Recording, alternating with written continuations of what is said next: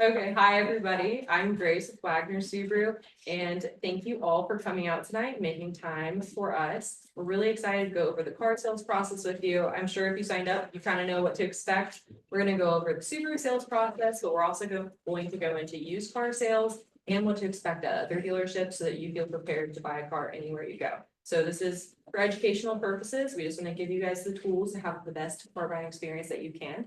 So we have Staley, our sales manager here at Wagner Subaru. She's going to go over the new car buying process. We have Samantha. She is our used vehicle product specialist over at our used lot, Wagner Auto Sales at 217 North Broad Street. So if you have met either of them, you know that they're very well versed in what they do. So you feel free to take notes, ask questions. This is a judgment-free zone. Ask away. There's no such thing as a dumb question. So please raise your hand, and we'll also have time at the end and you can stay out if you talk to any of us, and we'll help you a lot. So thank you.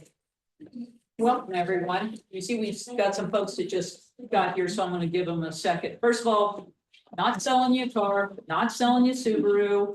I don't care if you go buy a Mazda, if you go buy a Jeep. You buy what you want. It's your hard-earned money. You need to spend it where you want to. What we're here to do is show you how not to get taken at a dealership. So Sam and I have both been doing this a long time, so we're pretty well vetted. I've seen so many women in front of me, as has Sam, that go, how did I get in this mess? I didn't read the paperwork. I didn't go through this. So this is what this is about. So when you get to a dealership, first thing you want to do is establish the fact that you're just looking, unless you've been out and picked up and you know what you're looking for. Say, I'm just here to do some reconnaissance. I want to drive some of your cars, a couple different models. They should probably take a copy of your driver's license and your insurance card. Email, phone number. Drive the cars, go on to the next dealership. Do the same thing. Get to know what you want. Once you narrowed it down, I also tell people, take a picture of the car you liked. If you saw something that really works, because you're going to drive enough cars you're not going to remember, take a picture of it. A Ford Focus, I loved it. A Jeep Renegade, I loved it. A Subaru Outback, I loved it. Then you can say, oh, I took enough time to take a picture of it. That means I probably really like that car. Then go home and do some research. Little thing called the web. It'll be a huge help to you. Once you've said, okay, I'm going to buy car A. Then you can go to different dealerships, get your prices, send an email in, they'll send you prices. When you get to the dealership to start negotiating, what I want you to remember, first of all, is do not give anybody your social security number until you know you're going home with that car right there. They will sometimes pre-run your credit to see if you're qualified. So you can just tell them, I'm not doing that until I tell you I'm buying a car. So let's say you've decided you've picked out car A, you're going to a dealership, you're going to just, go in and with good faith and negotiate. You ladies do not have a trade-in at this point. Once again, you do not have a trade-in. You're here to buy a car. When the salesperson says, are you financing, paying cash or leasing? You say, I'm not quite sure yet. I'll let you know once we get farther into this. You do not ever give them a payment, do you? Correct, Samantha. Never. I want my payment to be $400 a month, because believe me, they will find a way to get you to $400, whether it's for you or against you. So you've picked out a car, they come in, cash. We'll see if this works. This is our first time with the clicker, so okay.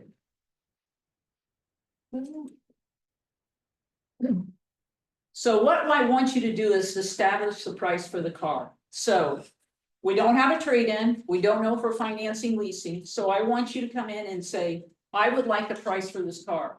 I want them to give not a handwritten scrap of paper with a bunch of numbers written in a swirly mouth. In your deal, in your little portfolio, you'll have a cash deal. When she gets it up and running, we will show you. So it'll have the price of the car. It will then have the discount, should there be one. And then it will have your taxes. So your total out the door plus your dealer fees and your total out the door. Very simple. So the cash, the discount, taxes, and dealer fees. Dealer fees. What are dealer fees? Dealer fees are documentation, title, and if you need a temp tag. So all dealerships are gonna have them. They're gonna vary. You can negotiate those if you should want. We have to, ours are on here, you can see them. Ours are the lowest in the region. They can make these $500, $600, $700, $800. That's where you negotiate. So just be aware of that. Doc fees is, we have a whole crew of folks that work in the back that process all the title fees. So there is, you know, obviously time and money spent to keep them, the lights on. So that's what they're. Doc title fee is for the state, and then your temp tag fees. Your taxes are based not where you buy the car, but where your residence is. So if you're here, we're at 6 3/4. If you're in Dayton, you're at 7.5. If you're across the street at Mercy Health, you're at 7 1/4, because that's Clark County and this is Green. So it's going to vary. So now you've established your price for the car. Then you could say, I do so happen to have a trade-in. Can I get somebody to put a number on that? So you're happy with the price of the new car. Now you get somebody to look at the trade-in, because a trade-in on a new car will give you a tax savings. So if you have a $20,000 trade-in, you get to take that $20,000 off the $40,000 new car and only pay taxes on the tax difference. That can add up to several hundred, if not thousands of dollars. I've had people trade in Mercedes that are worth more than their new car. They paid zero in taxes. It's that simple. So now you've got the price for your trade-in, the price for your new car. Does that all make sense? Any questions right now? Okay. Then you say, well, maybe I would like to finance, but. I saw a question over here. Okay. Sorry. Which of the itemization did you say is negotiable? The doc fees. Okay, thank you. Yeah, so be careful. Ours are, that's the state, actually the state minimum is 300, more under that. So you can see those numbers go 4, 5, 6, I've seen 750. You know, they're giving you a whale of a deal on the car, you're thinking, so you're driving and you get there and all of a sudden you're paying, oh, you know, I was at Wagner, it was $125. What are you doing? You know, so those are the kind of things you want to get ironed out. So now we're moving on to financing. You've gone on their website and you know what the rates are. So you're buying an Outback that's 1.9% for 72 months. You've checked with your personal bank. You all have a relationship with the bank. Call them, ask them what their rates are. Because this is where it can get murky. They can bump the rates, tier bump you up, and all of a sudden you get there, well, it's 2.9. You know it's not, because you've seen the ads. It's 1.9 if your credit score is over 700. That's what you qualify for. Those are the kind of things you need to watch for. When they print out, Sam has a finance one, and it'll show you what the rate is on there. And you want to make sure when you're signing your paperwork, your finance rate, your APR is the exact amount. Maybe the next one. So those are the kind of things you need to watch. Did they add anything? So they're notorious for adding resistol, clear coat paint protection. You may want it. That's great. Don't let them add it in there. You may want the extended warranty. I'm not buying, and I'm not telling you, I'm not buying one of these cars with 150 computers on it anymore without an extended warranty on it. That has changed greatly. But you do you on those. So, but you can buy all kinds of things. What you don't want to do is have them put it on there and not know you got it added onto your deal. Does that make sense? So be careful that the numbers you're looking at when you get to the finance sheet adds up to what you've seen on the other paperwork they've given you. Questions right now? Leasing. Leasing's great. If you want a new car every 3 years, they're under warranty for most of, it's usually 3 years, 36 on all cars. If you do a 3-year, 45,000 mile, you know, that's questionable whether you want to get a little baby warranty on that. But you're pretty much covered under warranty. So the couple things you need to ask for leasing is, how many miles a year do you want to drive? 10,000, 12,000, or 15,000, because if you go over that, you'll be on the hook for those miles over that lease. It's 15 cents a mile with Subaru. It varies depending on the OEM. The other thing you have to be aware of, and this is where I've seen women crying in my office, is when you go to turn it back in, there is called a disposition fee. That can vary anywhere from $300 to $1,000. Ask that question, what is the disposition fee at the end of the lease? Basically, when you turn it back in, what do I have to pay? Do I just walk away? 9 times, 99.9 times out of 100, I'll buy every lease I can get back. I've turned one back to Subaru because the car was destroyed. Go ahead. So that disposition fee, what is it covering, like wear and tear? So it's just you're buying yourself out of it. It's not, because it's just a fee they charge to turn it back in. So that's So it what covers, you're- right. So like I said, I think Nissan's up 99.50. So the problem is you've leased a Nissan, which fine car. They didn't mention that at the beginning, and now you're sitting in there at 3 years and you want to turn your car in, you have to come up with $900. Or, ma'am, we can lease you another one and we'll waive the fee. Sure. Yes. Is that on this paper? that If you there's gave a us? lease contract, it will not show it on there. That's the Okay. reason I'm talking about it. So Okay. that's the question you need to ask. What is the disposition fee at the end of the lease? And a following question to a lease, vice purchasing outright, if you get minor wear and tear in the vehicle, like dings or someone opens the door and dents it minimally, like less than a quarter, not deep, how is that? So you Yeah, have to yeah. ask that question when you're at the particular OEM manufacturer, Okay. because with Subaru, you get $1,000 to spend. So if you need dent and dings, there's $1,000 to cover that. So you're not gonna get, that varies. For to- a year or over? No, over the length of it. So when you turn it back in, they're gonna throw $1,000 at it to fix all of that. Okay. We, like I said, I've turned one back into Subaru in the last 7 or 8 years. I buy everyone I can get. Most people bring it in pristine shape, so one-offs happen. Okay. Questions right now? Financing, that's up to you. There's good rates now. So if you've got your money in a bank account right now and you're pulling 4-5% on interest rates and they're offering 0%, finance the car. Always ask on a finance, is it a simple interest loan? That means if you pay it off early, you don't get penalized. My very first car, I paid off early and got a bill later on for the penalty on the interest. So a simple interest loan is what you're looking for. What questions do you think you need to ask during the sales process? Anybody have any ideas? Say that again? Questions you can ask during the sales process. I just went over a few. Are there any add-ons on here that I'm paying for that I don't know about? What are my opportunities for warranty? What are my opportunities? We call it Z-Bar, the paint protection and the clear coat protection. What are my opportunities for OVP, optimal vehicle protection? That can be your tires, your wheels, your windshield, dent and ding. And if you're a loser of keys, these key fobs are now $500 a piece, people. $500 a piece. Even the old keys like this now have a chip in them. Those are running $250 to $300. So if you're a loser of keys, you may want to get a key replacement plan on yours. So these things come up. So those are the kind of questions.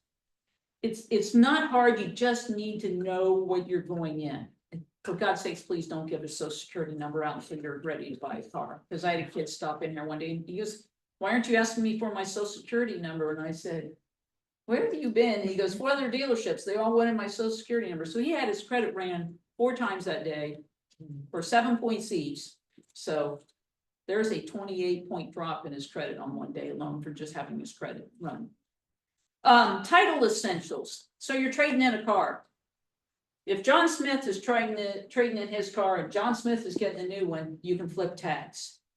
If you have a husband and wife on there and you trade in a car and the husband and wife are the title, it's the same process. If the husband's on the title, the wife is putting the new car in her name, that's a new tag, folks. Go ahead. Are there any reasons why you should have your vehicle joint titled for a husband and wife versus choosing to have just one of the people? Depends on the state. How In the about in state Ohio? of Ohio, you have, it used to be 6 vehicles, I think it's 29 vehicles, they automatically go to the surviving spouse. Yeah. The only thing you're gonna get is if there's probate going on, and if there's not a clear definition of a will, so that's, you can also put on any car TOD. So, which is time of death, if it reverts to the other spouse, so there's ways to handle that. But how And about you like can change- legal implications, say, you're the driver, but your vehicle is titled to you and your spouse? Is there any like No. legal reason if you No. have an accident, anything No. like that? No, if you're married, yeah. So when you go through a financing app, what we really, Sam's got one and she can go over it with you too. We want you to read everything. Is my name spelled correctly? Is my address correct? Is my zip code correct? Is the APR correct? Is the selling price of the cars correct? It will show you on the app how much your finance charge is. So they should have run you a quote for it. That should all match. If there's any questions there, that's when you put your hand up and go, I'm not feeling this. Sam and I have talked about this before. If you're a female and you walk in a dealership and every hair on the back of your neck goes up, there are 10 other dealerships, ladies. Get up and go. You'll know when you've hit the right spot. I'm also, and Sam's also, not afraid. If you have a question, call us. This doesn't feel right. I had one of our techs or one of our master techs call me and he goes, Susan, this doesn't feel right. I'm buying this Ford F-150. I said, give me the numbers, give me the rate, let me run numbers. And I go, you're right, there's $2,400 that's missing somewhere in this deal. So the manager of the Ford dealership would not get on the phone with me, but all of a sudden his paperwork got corrected.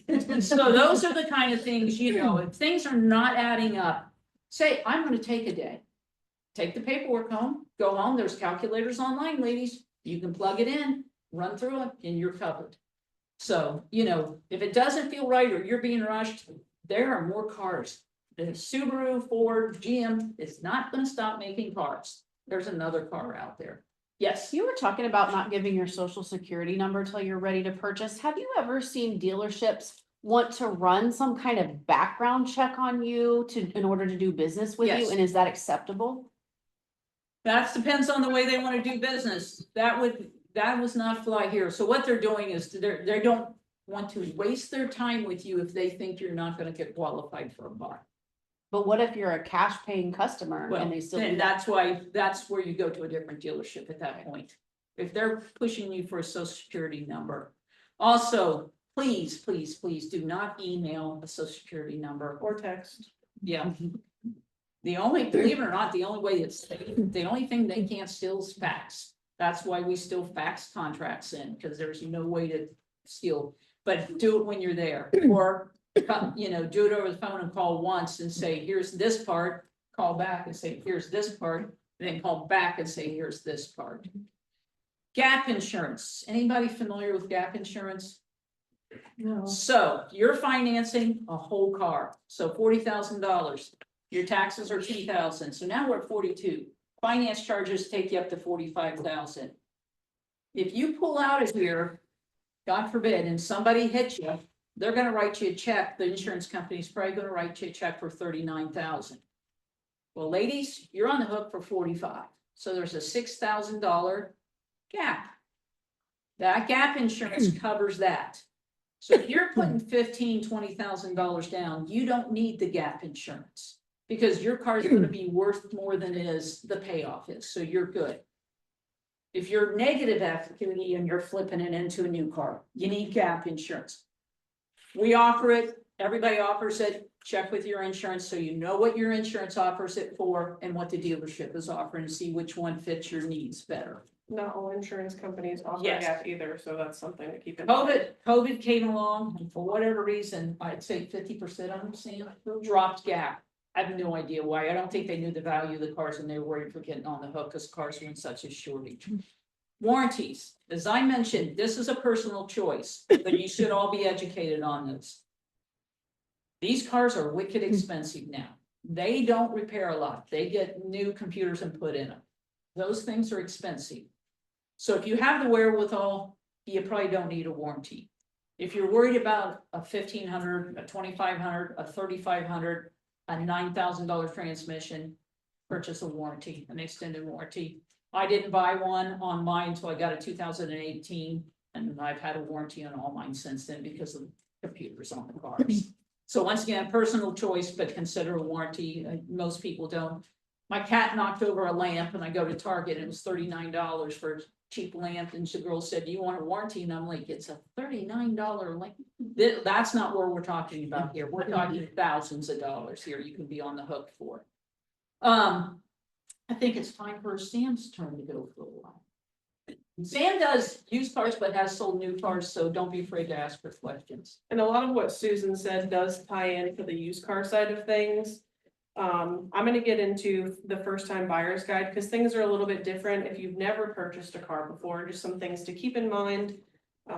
Always knowing your credit status, like she was kind of mentioning about interest rates, is really important, just so you know what you could possibly qualify for.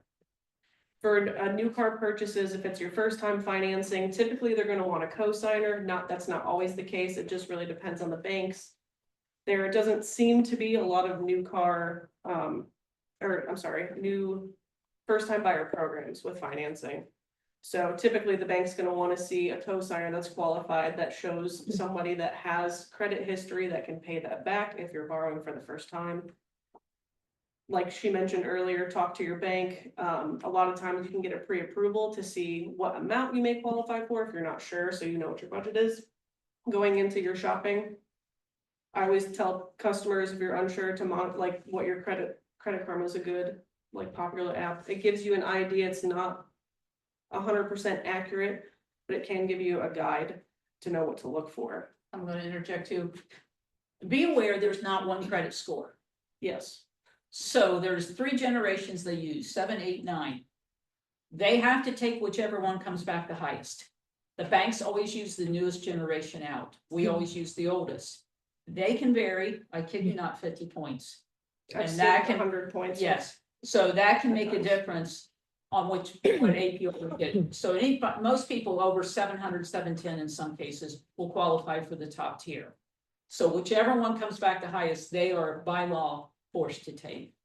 Sorry, Steve. No, you're good. Do your research before you come in. That's a big part, especially with used cars. I always recommend looking at consumer reports so you can see what other people have said about the cars that they've owned, so you have a good idea of what is a good quality vehicle.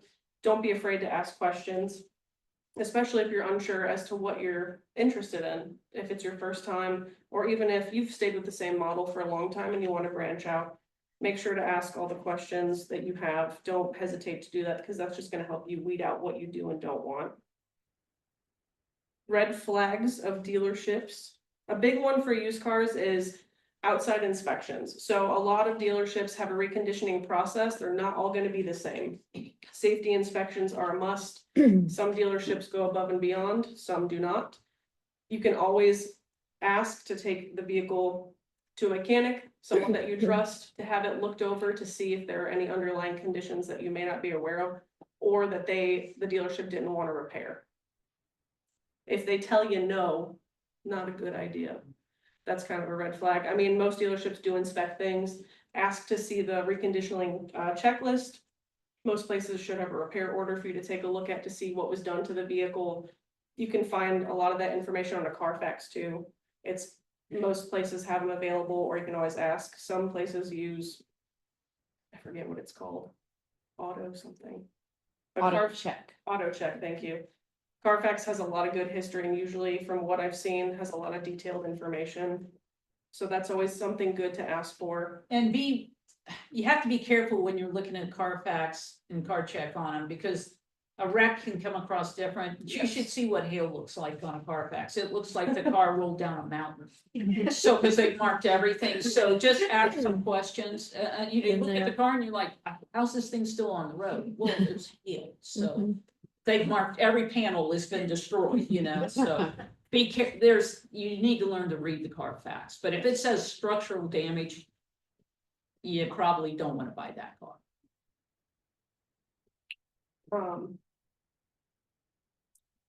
reconditioning as far as like cosmetic stuff for used cars is gonna vary by dealership. If there's something that you have discussed with your salesperson, please make sure you get it in writing before you leave. If there's something that is promised that you need to come back to get fixed, whether it's a dent or something like that, a part that they're replacing, please get it in writing. So that way you have that and they're not like, well, that conversation never happened. Ask if the vehicle, she kind of mentioned that already, is a salvage or rebuilt title. That's important. I'm pretty sure it might list on the Carfax if it is or not. So that's a place that you can check. You'll have a big red triangle that Mhm. says it's a salvage. Salvage title or rebuilt title. CPOs are certified pre-owns versus used cars. So it's a little bit different. For us, we're kind of unique because our certified pre-owns are actually sold here.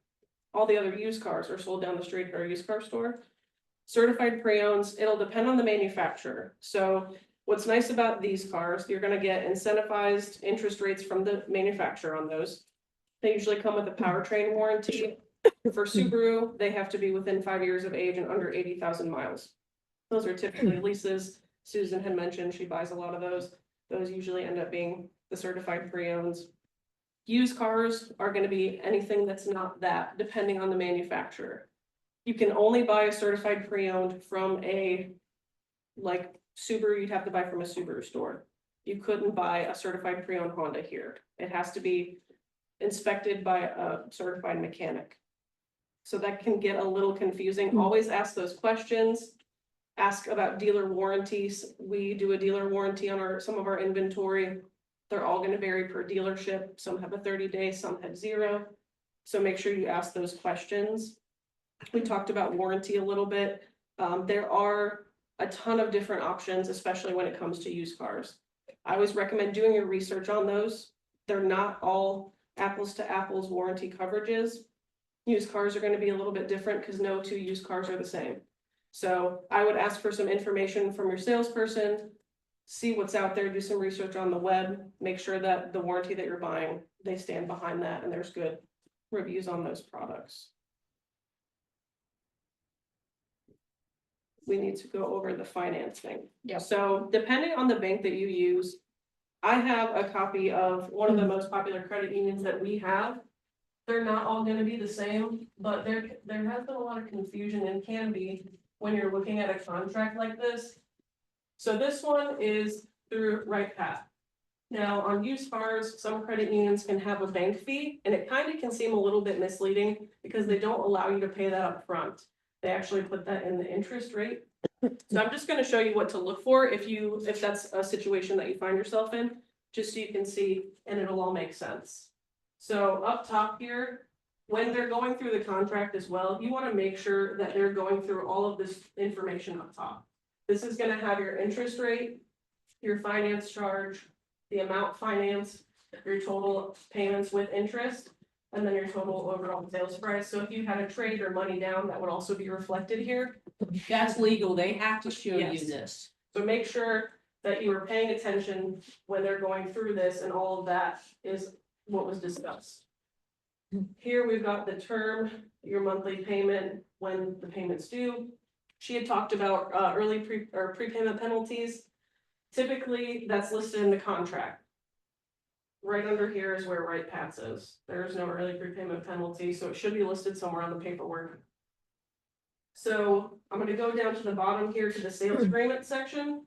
So it has the amount that you promised to pay, but if you look down here, the interest rate is different than what's put up top here. This one up top includes that bank fee. So the interest rate, the base interest rate is gonna be down here with the bank fee. That's what it's gonna reflect. That can seem a little bit misleading, it can be kind of confusing. It's just the way the contracts are structured. So if it's confusing, you're unsure, just make sure to ask those questions. Not all banks have that. A lot of credit unions that we use around here do. Some will waive them if you're a member, but just keep that in mind. Wait, say that again. Someone will waive it if you're. Yeah, so for example, Right Pad, if you're a member with them, they waive that $295 bank fee, that's what theirs is, and it's not on the contract if you're a member with that bank. Not all banks will do that. Some banks will do a lower member fee instead of a new membership fee. It's just gonna depend on what the bank has set up. And remember, that's your bank usually you're going through, or sometimes if you're down there, it would be same with, hook you up with them. So just once again, question that kind of thing, so. That is usually almost always a credit union. Yeah, all of our credit unions have a bank fee. I think Right Pet's the only one that will actually waive it if you're a member with them, which is kind of a nice bonus. You don't have to pay the extra month, the $300. Any questions about any used car stuff? So how would you compare the inspection process that the customer should do on a used car versus a new car? Like, should you be checking out every switch on both or Yes. just on used cars, or what's the difference? You're there? kind of backed by the factory on the new car side of things. Anything that's not working it's a brand new car. But when you're on your test drive, take your time. Don't feel like you need to rush. Make sure that you're checking the radio, the windows, the moonroof. Because there have been times where, we'll put a car out on the lot and then a switch will go bad and we don't know that until you test it out. It was fine when you put it out, but there might be some places where there are things that are inoperable that they didn't plan on fixing.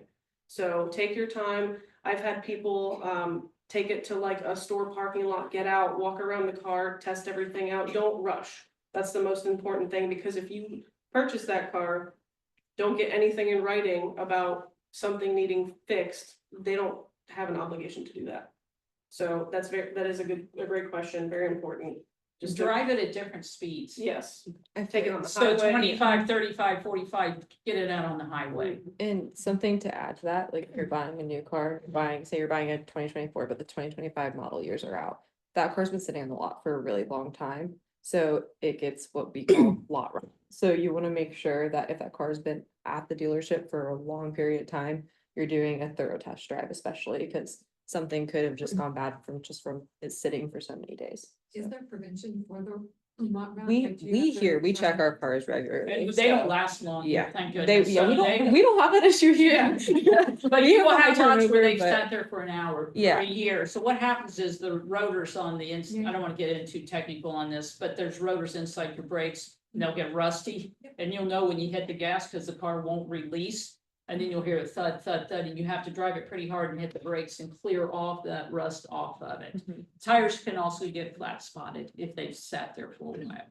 So you can ask, how long has this car been sitting on the lot? I just come from my bank, US Bank in Yellow Springs, and the teller there gave me a hint. And I've had some neighbors do that too. I think it's AutoZone, that if you have like the yellow engine light comes on, Yeah. take it to AutoZone, they do it for free, they'll Yeah, hook it yeah. up. And they'll tell you what's wrong with your car. Yeah, they'll give you the code readout, yeah. So is there any reason why we couldn't do that with a used car on? No, you can take it, having, if there's a light on, you could definitely take it into an AutoZone and they can do it. Would it, So you shouldn't be buying a car, that would be a red flag. for me. Yeah. There should be lights on when you're Yeah. buying a used car. That should be, a yes, I would question the dealership. But I mean, it's, but if. Yeah, you could run it, and they can pull some, it depends on the manufacturer whether it can hold the older codes. It may hold some of the regressive codes that were in there, so you won't know, it depends on the model of the car. Okay, that was what I was. Yes, So based on kind of some of the prior questions, is there an optimal time of year or month to purchase a car in preparation for future inventory? Where you have more So- negotiation power? used cars that can be convertibles, you would not want to buy in the spring. Correct. You want to buy those in the fall. Typically, tax time for used cars, we have a lot of inventory. It is a very busy time of the year for us. So that's a good time if you want to have a variety to look at. We typically tend to slow down, but it's hard to gauge because sometimes we'll have a lot of inventory, sometimes we don't. It's just depending on, for us specifically, we rely on our new car store. For most of our inventory, people trading in their vehicles come down to us. But if you're looking for an ideal time where there's a lot of a selection, March, April is usually for used cars. They also will bump up the prices, not these guys, but some dealerships, because they know the tax season and that they There's a also high you. demand. Yes, so you'll watch the prices go back up instead of down. New cars, it's usually at the end of a model year. And that can be for us, just using Subaru, that depends on the model. So they're trying to get rid of the old cars and get ready for the new ones. So that's true of anybody. So if you're a Jeep or Ford or Honda, wherever, If the 25s are coming, at this point, it'd be the 26th, and you, at the last couple of years of the 25s. That's a good time to buy, because usually the incentives are better. If you see somebody's lot full of cars. That's a good time to buy a car, folks, because that means they're trying to move them. During COVID, you would pull on here and you would see cars out there and you would say, can we buy those? And I go, those are the service loaners we're ordering for 6 months from now. So let's hope we don't go back to that. I was reading in the end of the, like, the salespeople have like quotas they have to meet in a month. So also like the end of the month is a good time, is that? It is on certain dealerships. Thank goodness, we usually we don't have to worry about that, so, Right. but you will find that, that's why you'll get that last weekend rush on there. Yes, if they haven't hit their numbers, yes, that's not a bad time to go in. Okay. Just because you read it on the internet Correct. doesn't mean it's true, Correct. so thank you. Other questions? Awesome. Well, I do have one. Sure. My PT Cruiser out there, I know that it's probably worth maybe $500. Okay, so how much of a down payment would be a good to kind of cover like maybe $4,000 or $5,000 saved up as a down payment? Would that kind of be a good thing, or is that a? So it depends on which car you're buying. So the way to remember it, for most financing rates, and just use this as a ballpark, for every 1,000 you put down, it lowers the monthly payment $17 roughly. On a lease, for every $1,000 you put down, it drops to $30. So we have the young kids come in here and they go, I'm gonna put $1,000 down, and it takes their payment from $587 to $570, and they're like, I thought that was gonna be a lot bigger, and I go, it's not. So the other thing I forgot to mention is call your insurance company first, see what the rate is on the insurance. So nobody here is probably buying a sports car. But I've had young gentlemen come in. We have a car called a WRX. It's a great car. Their insurance rate will be every bit as much as their monthly payment is on that car. So I had a couple of dads call me back and said, thank you. And I said, well, I know Johnny could afford the $395, but he goes, yeah, his interest on that, or his insurance on that car was $267 a month. And so, those are the kind of questions until they hit 25. So not so much for this group, but there is that if you've got somebody in the family looking at sports cars, please be aware they need to get an insurance quote first. And also insurance also asks about rate lock. So Yes, some insurance companies will do rate lock. Yes. Which can be advantageous depending on what your circumstance and Yes. driving skills are. yes, makes Is a that a huge policy? difference. Yes, yes. You can also ask, because I've had customers do this actually in the past, you can ask your insurance company on advice for models that are the safest or things that they see in their line of work that are good recommendations as far as vehicles go, because they see what's getting totaled and all that kind of stuff. So I've had several people tell me like, hey, we're here to buy a Subaru because they said, our insurance actually recommended it. So that's a good resource to have if you're unsure maybe what your next vehicle or next step is, or ideas or places to start. And honestly, drive the cars and sit in them and see which one is comfortable for you. If you're comfortable, the tech's not too techy, it's not too old school. You can see out of the blind spots, not hateful, those kind of things. I can get it in and out of my garage. I can find, I've had customers buy cars for colors just so they can find it on a parking lot. Those kind of things you need to take into consideration. So if you're doing a trade-in, what would you recommend as far as having a good idea in your head? So Kelly Blue Book is your best friend. Okay, You go on there and now remember, Kelly Blue Book's gonna give you usually private party value. So we will not give you private party value on it. So it'll be a little give and take, but remember, you do get the tax savings on there, which will a lot of times bring you back up there. Go on Kelly Blue Book. They will give you a number on there, and it depends on the trim, how many miles are on it. It can vary, but you should, have a good idea. Then you'll say a friend or neighbor wants to buy the car.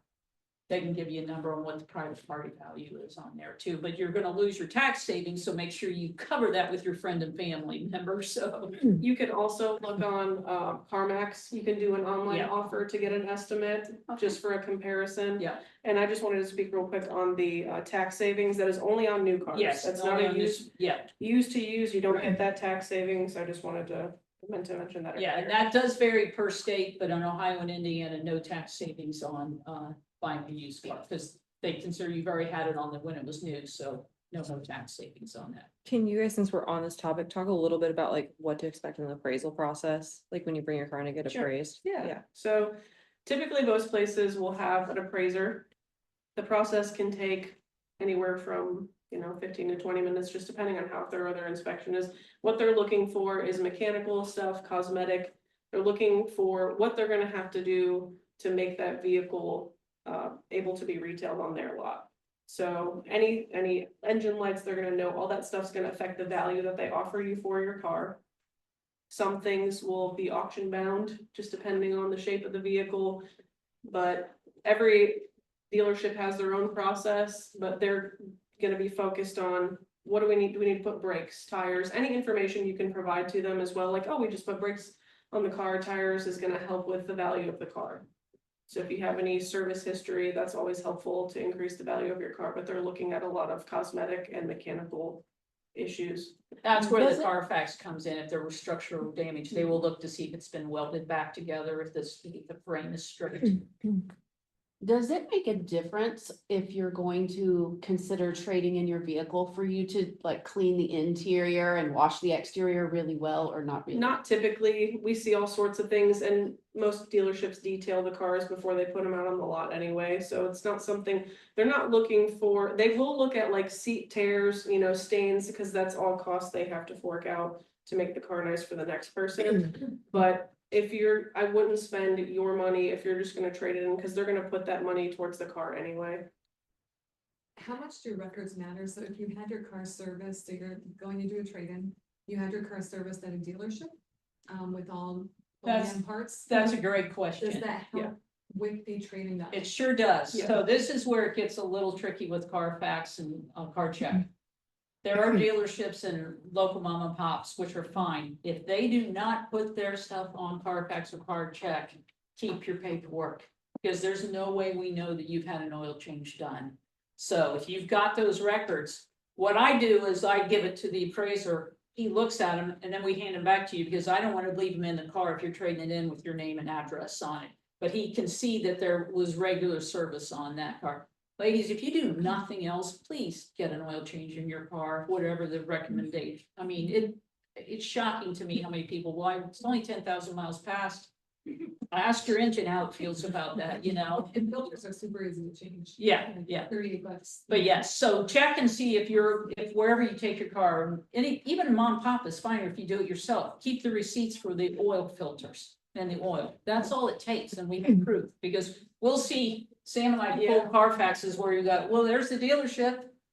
Well, there's 7 years later and there's not one record there, folks. Did anybody do anything to this car in the intermittent time? So your dealerships, are they mandated to? No, they are absolutely are not. We do, ours is on, but I can tell you there are dealerships right around us that do not put the Carfax or the oil change. Yeah. Yeah. But is that something we can ask the dealership does this? Yes, you can, yes. You had a question? Yeah, when you guys were talking about insurance quotes,